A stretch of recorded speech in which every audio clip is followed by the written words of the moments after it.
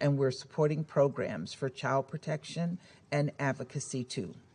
We will continue to support our partners in these efforts. For example, we're highly supportive of UNICEF's mobile child protection teams, and we're working in conflict zones like Ukraine to deliver life-saving supplies and provide emergency social work services. These horrific acts also remind us that we must support efforts to prevent them from happening in the first place.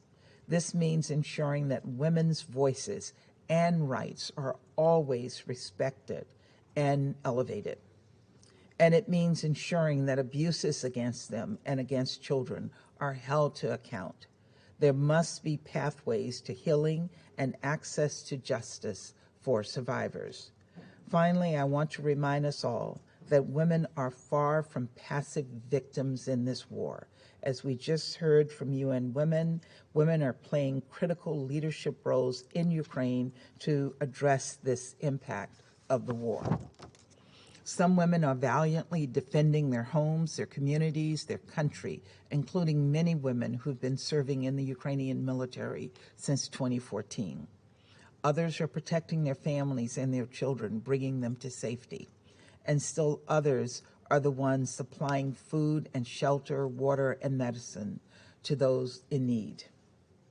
Women are the ones who will get Ukraine through this humanitarian catastrophe, and women must be consistently and meaningfully involved as active participants and leaders in securing long-term sustainable peace. When I met with women in Moldova and Romania, they all had different stories, but they all had the same dream: to return to a peaceful Ukraine, to return to a Ukraine where they have a say in their own and their children's future. Let us ensure women are a robust part of that peace process, and let us hope that day they dreamed of comes soon. Thank you very much, Mr. President. Thank you, Ambassador, for your statement. I now give the floor to the representative of Albania, Your Excellency. Thank you, Mr. President, Lord Ahmad, for chairing this meeting, a testimony of its importance and timeliness. Dear colleagues, the Russian aggression has not stopped. It continues to cause undue pain and suffering to 44 million people who did not ask for it.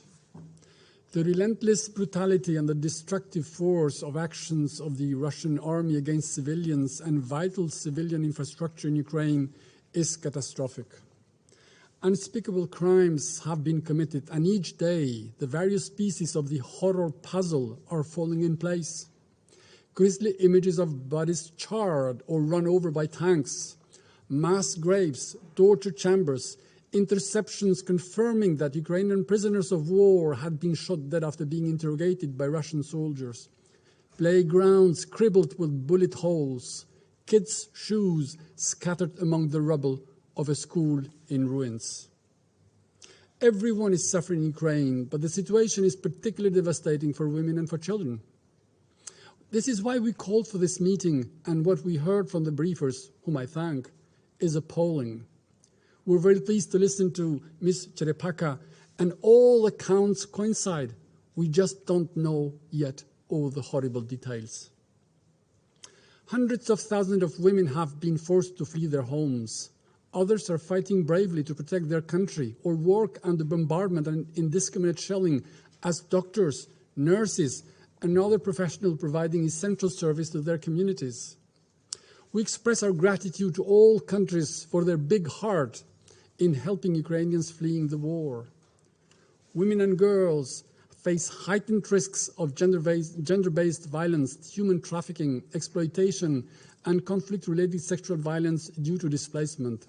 Their needs must be a priority in the humanitarian response. But the situation of children is even worse.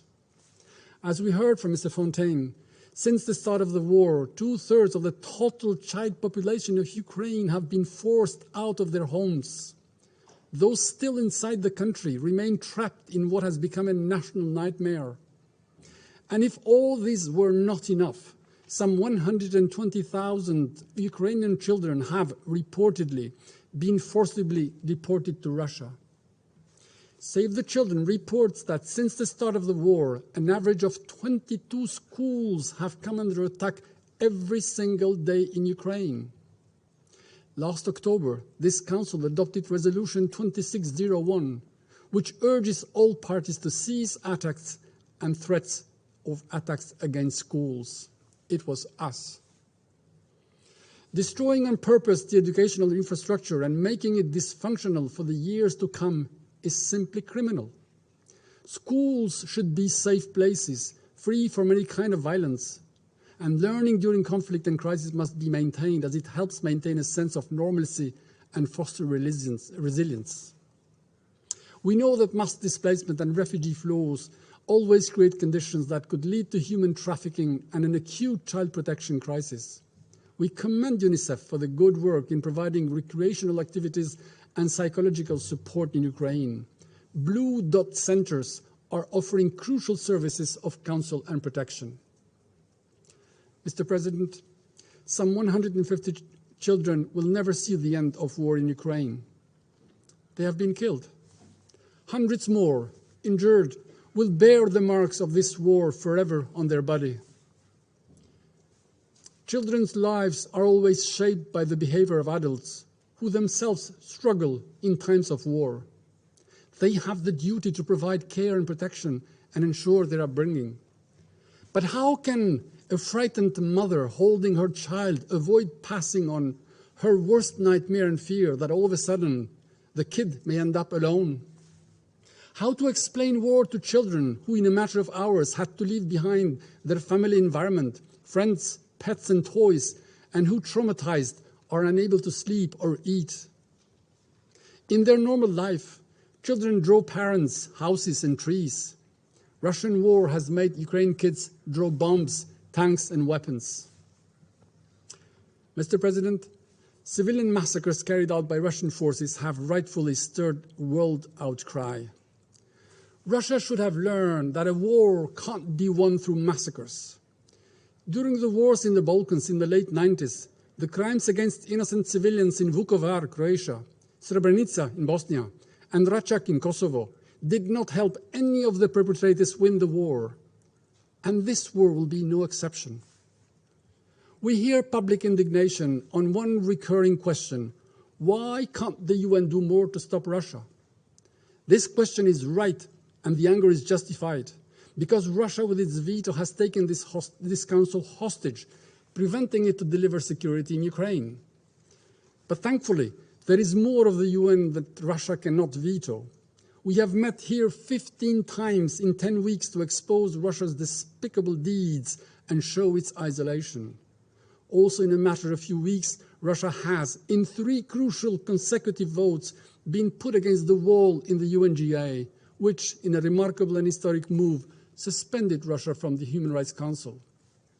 While deploring the Council's inability for reasons clear to all, we should be proud of the UN for standing firm against aggression, for looking Russia right in the eye and say, you are wrong and you will pay. Under international law, a military commander is responsible for war crimes committed by his troops. Lieutenant Colonel Azatbek Omurbekov, the Russian commander involved in the occupation of Bucha, will have to answer for the atrocities of rape, pillage, and murder of hundreds of Ukrainian civilians for such repugnant disregard of human life. If Kremlin thinks that they will benefit from the Tefal effect, they are wrong. Their crimes stick to their face. 5,600 investigations have been opened so far by Ukraine Prosecutor General. Accountability must be ensured. Dear colleagues, before anyone had the time to grasp its breath from the horrors discovered in Bucha and elsewhere around Kiev, a missile hit a train station where several thousand people were waiting to leave. A missile with a vicious signature for all children was sent to kill indiscriminately, including 5 children. And again, we were told, it's not Russia. Haven't we enough of this ridiculous pattern when Russia commits a crime and attributes it to someone else? Who was behind an attempt to overthrow the legitimate government in Montenegro? Who was behind the MH17 plane tragedy hit by a missile? Who carried out indiscriminate bombardments in Aleppo? Who poisoned the Skripals? Who almost killed Navalny? Who is putting the world upside down by a war of choice? All these crimes lead to Russia. We know now that the Russian army doesn't attack civilians except for the residential areas, the schools, the hospitals, the theaters, the kindergartens, and train stations. And we know also that Ukrainian men, women, girls, and children do not qualify as civilians for Russia. They are just a bargaining tool to achieve one man's cynical goal in assimilation and isolation, to force the hand of Ukraine into unacceptable concessions. Life expectancy in Ukraine is now at Kremlin's will. It may decide whether you stay in one of those shattered cities and you starve. It may decide to kill you with its missiles that hit everything indiscriminately. He may also offer the forced hospitality of a Russian camp. Mr. President, as we speak of children, let me end with this note. Reportedly, President Putin is a father. This is one of those words that do not need a definition. And if I were in the unlikely situation to talk to President Putin, the only question I would ask him would be, would you have accepted that your daughters be in the same situation as the 11-year-old Yuri, Ukrainian, who, forced to leave his home, terrified, tells reporters that, and I quote, "Every time there was a shelling, my heart stopped," end of quote. So stop making hearts stop. Stop shelling and bombardments. Order your soldiers still alive to go home, your home, Russia. As the Pink Floyd blasted last week, hey, hey, rise up. It is time for the Russians to come to their senses and stop and stand against this savagery. Thank you. I thank Albania for their statement. I now give the floor to the representative of France, Mr. Ambassador.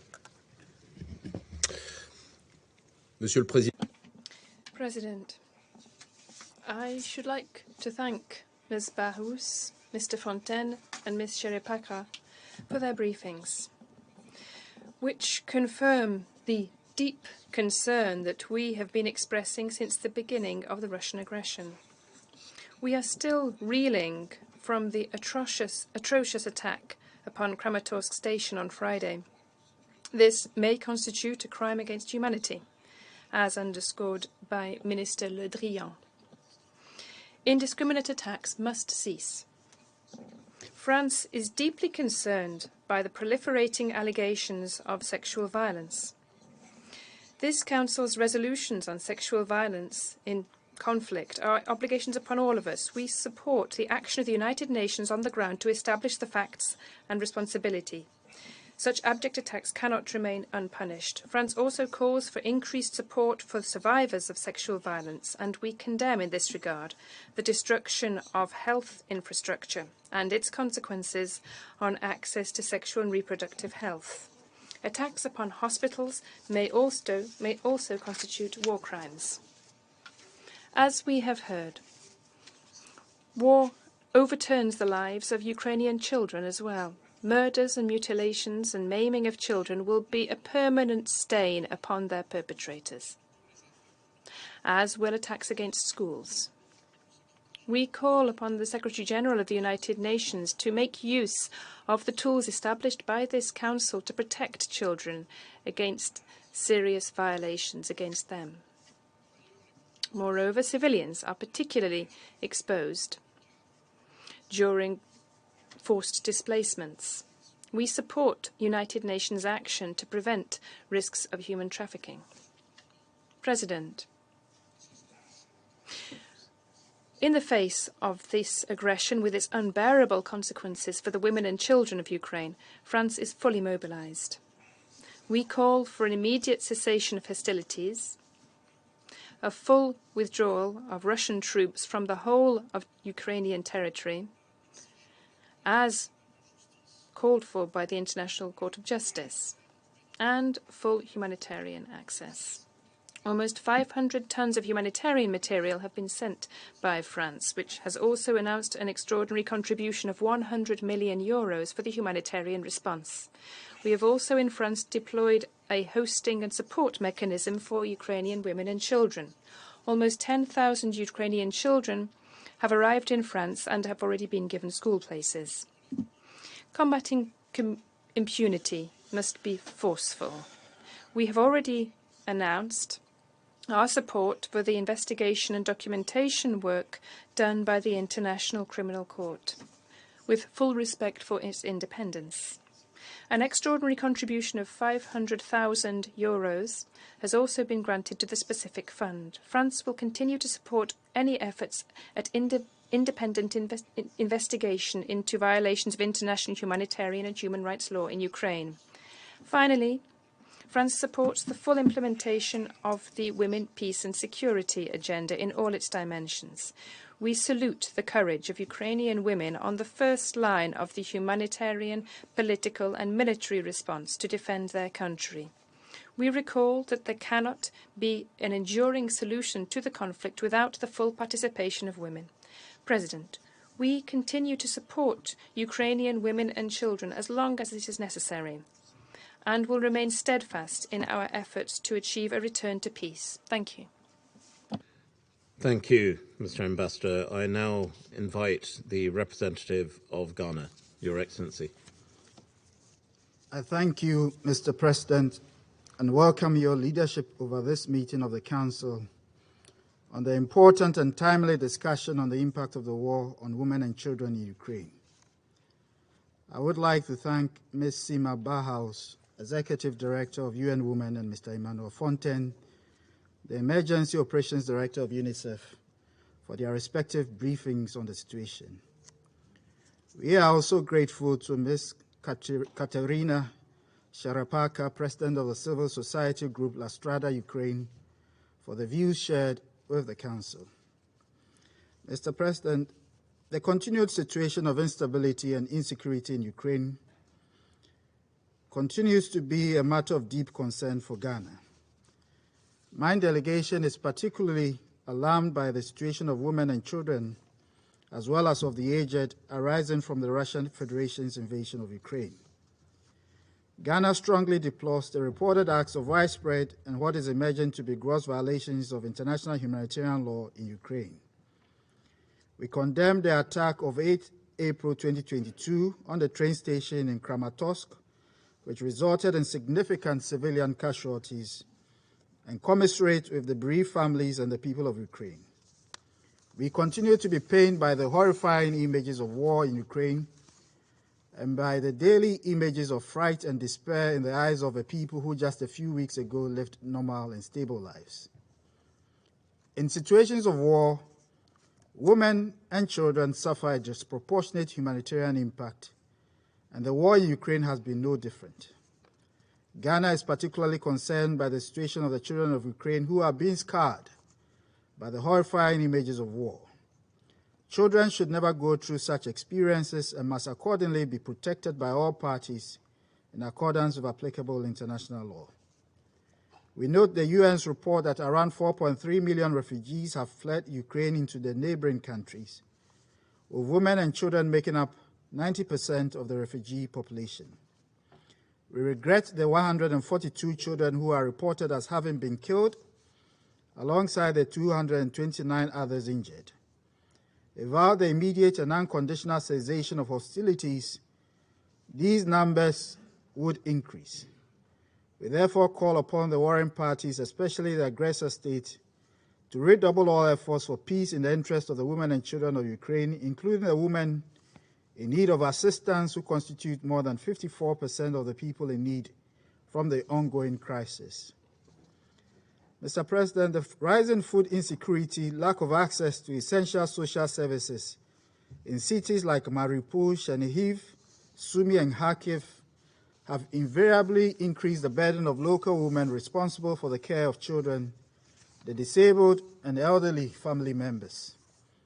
The war has severely impacted social cohesion, community security, and the resilience of local communities, especially for women and girls.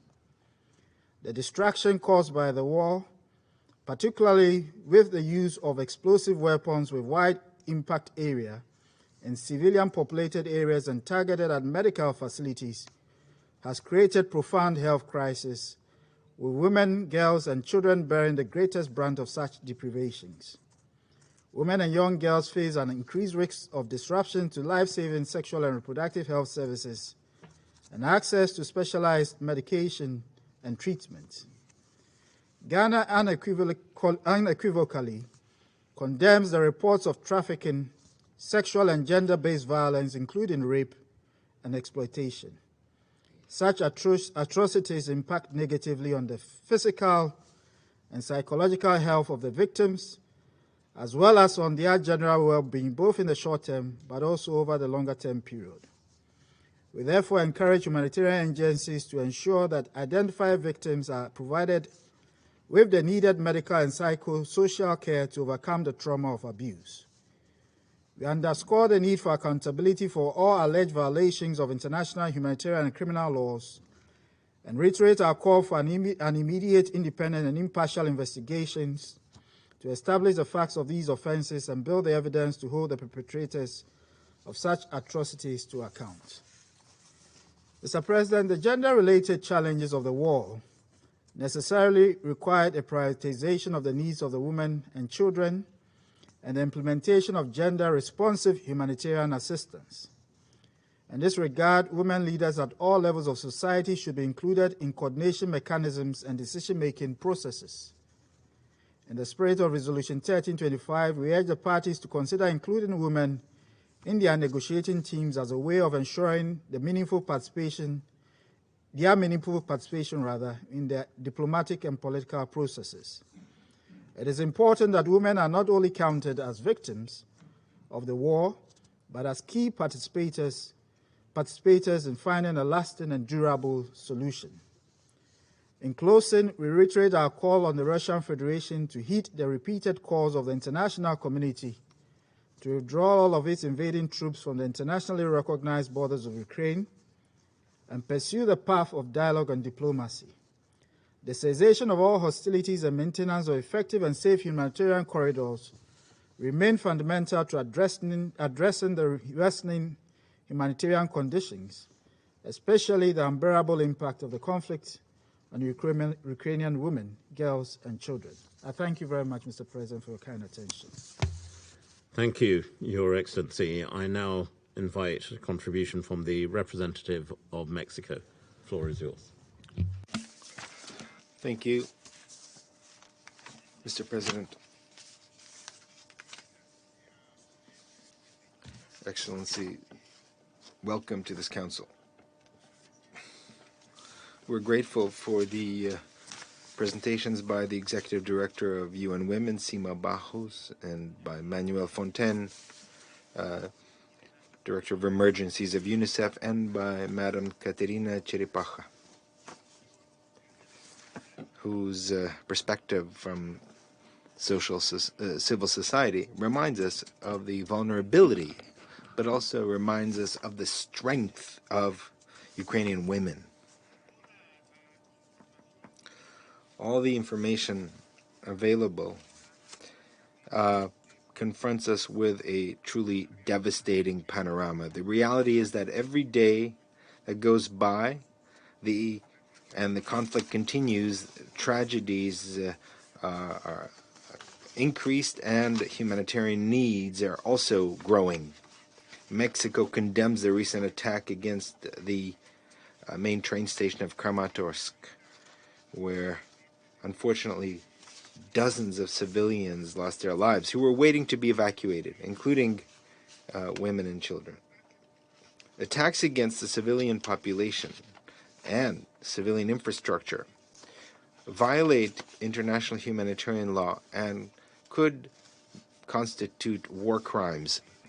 This train station is only 1 kilometer from the spot where UNICEF was distributing humanitarian assistance. It's to this station that supplies arrive that are required to deliver that assistance.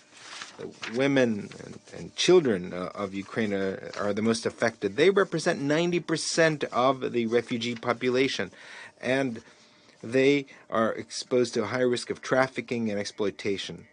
According to estimates of UNICEF, almost 2 million children have crossed the border. Many of them have done so alone, unaccompanied.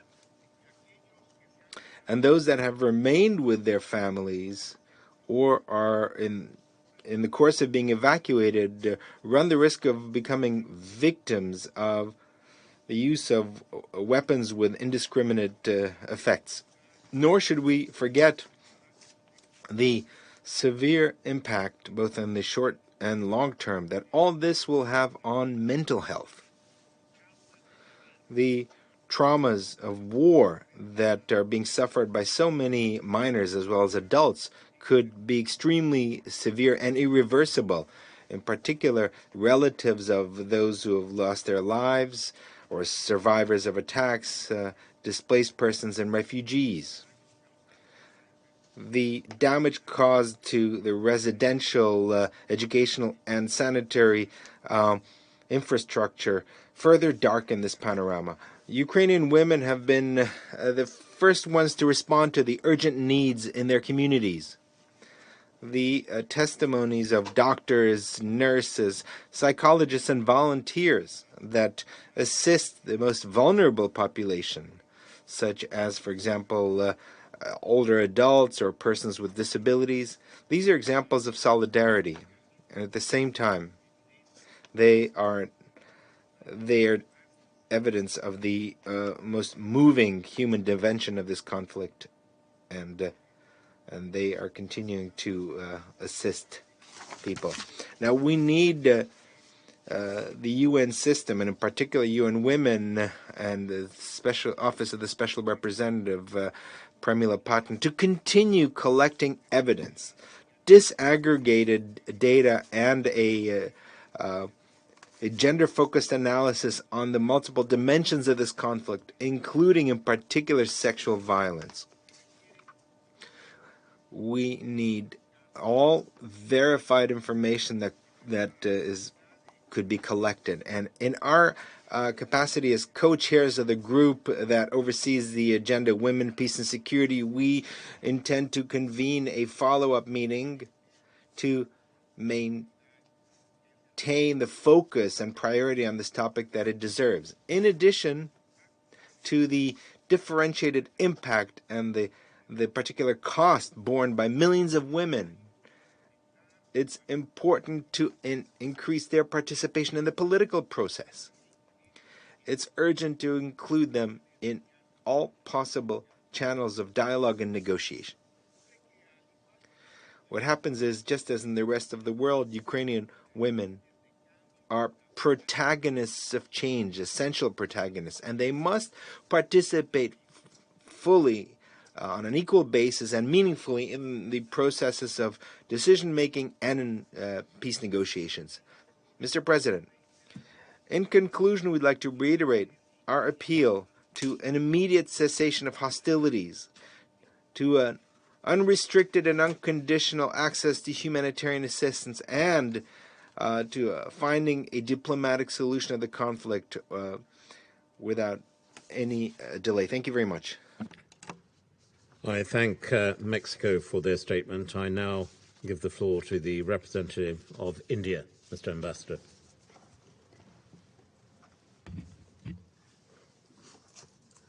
Thank you, Mr. President.